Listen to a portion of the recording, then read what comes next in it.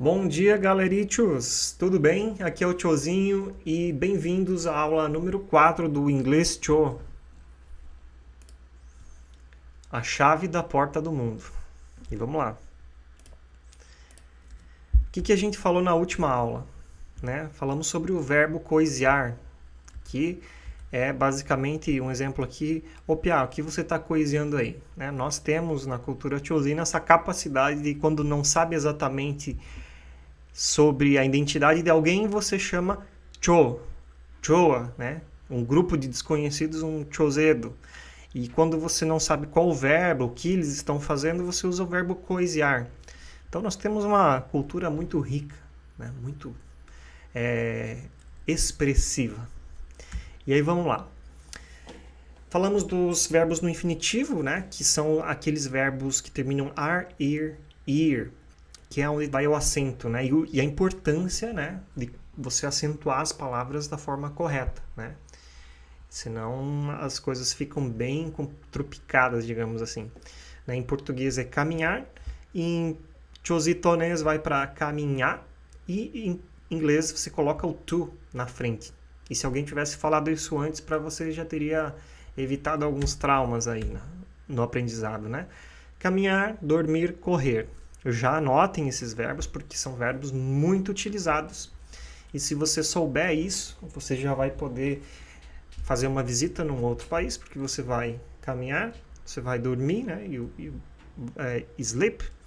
E talvez se você fizer alguma coisa mais esportiva, vai run, vai correr. O verbo mais utilizado em qualquer idioma, não só no inglês, é o verbo to be.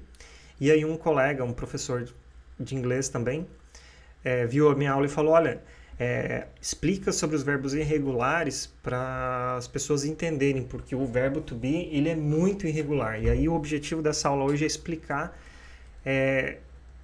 bem profundamente por que ele é tão irregular e aí pensar nas estratégias que vocês precisam para aprender rápido isso, né? Então, aqui eu mostrei o verbo to be na prática e agora eu vou mostrar um verbo regular. Então, o verbo regular é o verbo work, que é trabalhar, né? Aí você já vai olhar assim, nossa, mas tá estranho isso aqui, porque já tá o she ali na frente, o I vem depois, e ali do lado tá não sei o quê. Aí já vem aquele pensamento, né? Ô tio, tá me trovando, né? Não sei o quê, não sei o quê. Não, pesado, não. Não tem ninguém trovando aqui. O que tá trovando é se alguém passar tudo tabelado para vocês e vocês chegarem numa conversação e as pessoas falarem tabeladas para vocês. Isso que é trovar. O que acontece na vida real quando você está falando um caos para alguém? As coisas acontecem aleatoriamente. Uma hora você fala, a menina fez isso, mas o piá fez aquilo. Eles estão lá. Então, a utilização dos pronomes ele, ela, nós, vós, eles é uma coisa aleatória no idioma. E se acostumem com isso, tá? Não adianta ficar aí acordado reclamando, né? Se queixando. Lá no interior a gente fala mais se queixar do que reclamar, na verdade. E é isso aí, ó. Então eu coloquei inclusive ela, eu coloquei antes, porque geralmente vem he, né? Depois o she. E aqui a conjugação do verbo regular é works. She works. Ela trabalha. I work. We work. They work. You work. Beleza? Então, aqui, basicamente, a única alteração é o S. Daí você vai me perguntar, mas, tio do céu, que é isso? Só isso e ninguém me falou nada antes? Mas meu do céu, tem que... O trabalho do cientista, o trabalho dos estudantes, é fazer coisas complexas se tornarem simples. Beleza? E agora aqui eu vou explicar para vocês sobre a frequência do verbo, né? Durante os causos, você utiliza mais alguns verbos e outros menos. Palavras também, né? Vocabulário. E isso, a frequência em que eles aparecem nos causos é um fator determinante para saber se ele é um verbo que vai se tornar irregular ou regular, né? Aqui eu estou usando a palavra amacetado, que é quando a gente amaceta o pinhão, amaceta o dedo, né? A gente esmaga ele para que ele se torne de um outro formato que nós queremos. Não sei se em outros lugares do país se fala, mas já aproveitamos aqui, já entra no jogo. Não entendi, tá muito abstrato isso aí, tá me trovando, então vamos pra cá, ó. Tá vendo essas linhas aqui, ó, subindo, indo da esquerda para a direita? Então, na esquerda temos a utilização do verbo. Enquanto mais utilizado, mais para cima. E muito utilizado, né, e pouco utilizado. E aquelas que não são utilizadas mais são palavras que entram em obsolescência, né, se tornam obsoletas. E aqui, da esquerda para a direita, é o nível de regularidade. Ele pode ser muito regular ou pouco regular. Agora, olha essa curva massa aqui, ó. Aqui em cima, aqui, ó, como ver se o mouse aparece, espero que sim. Aqui estão os verbos que são muito utilizados, como é o verbo to be que eu falei ali. O nível de regularidade dele é bem baixo, ele é altamente irregular. Deixa eu aumentar aqui, ó, ele é altamente irregular, ele fica mais ou menos aqui. E os verbos regulares, eles começam a ter menos frequência. Tá, isso aqui é resultado de um estudo, de uma pesquisa que eu fiz há um tempo atrás e vi alguns números assim com dados históricos, é bem legal. E aí o que os caras fizeram, cara? O que tem esse facão aqui? É porque precisou fazer uma faconada a partir de um certo tempo para simplificar o idioma. É verdade, senão as pessoas não conseguiriam aprender, nem os nativos, porque ia ficar uma bagunça, né? O que são esses 98? O que é esse número 98? É a quantidade de verbos irregulares que tem no inglês, tá? Só isso? Só isso, mas daí você tem que multiplicar por todas as conjugações deles. Então é 98 vezes 6, 10, não lembro agora. Mas vamos se ater aqui ao número de verbos, né? E a partir dessa outra linha aqui foi feita uma outra faconada aqui, ó, que são os obsoletos, que as palavras lutam dentro das nossas cabeças para continuarem existindo.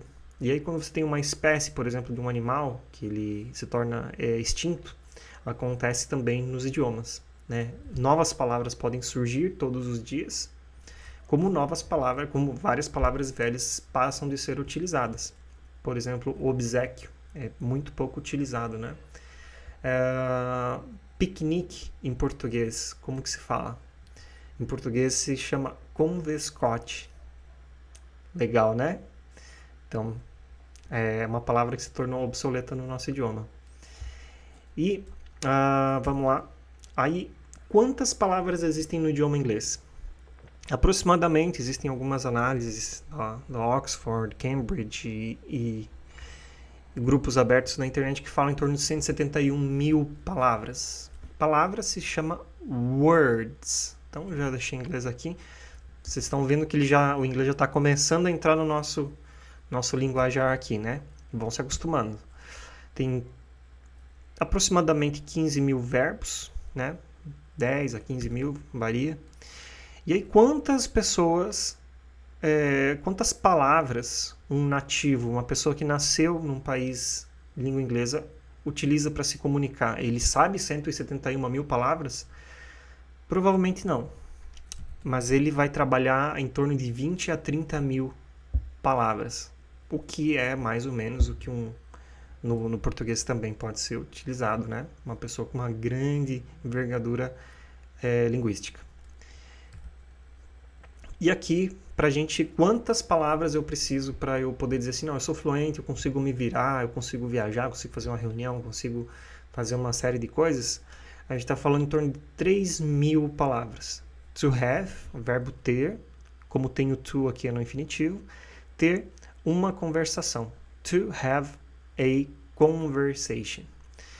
Então, qual que é a ideia aqui? A ideia estratégica é que a gente saiba que os verbos irregulares não vai dar para brigar com eles porque eles estão ali há muito tempo. E a gente tem que focar na aquisição de um vocabulário de 3 mil palavras. Mas isso eu vou aprender em quanto tempo?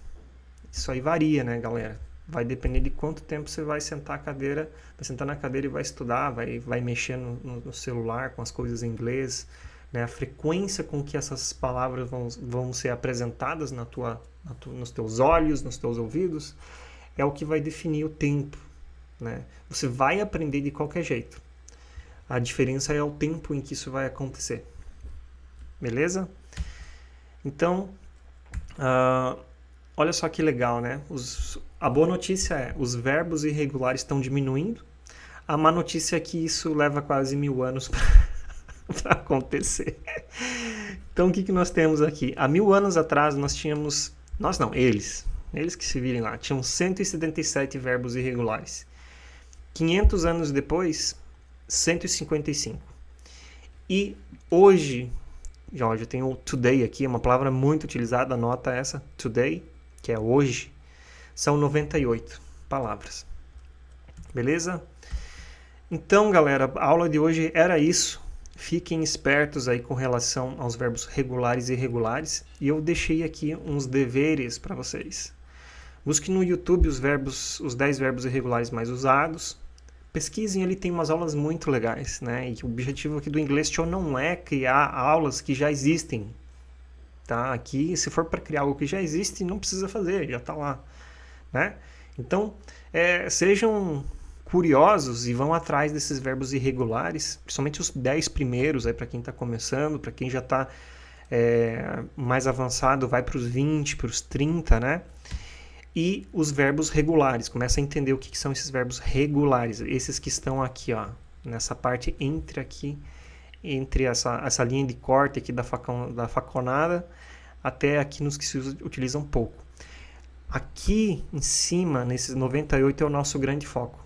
É esses 98 palavras aqui, essa grande frequência de utilização, de palavras em geral, não só verbos, é o que vai dar a maior quantidade de capacidade da gente se comunicar.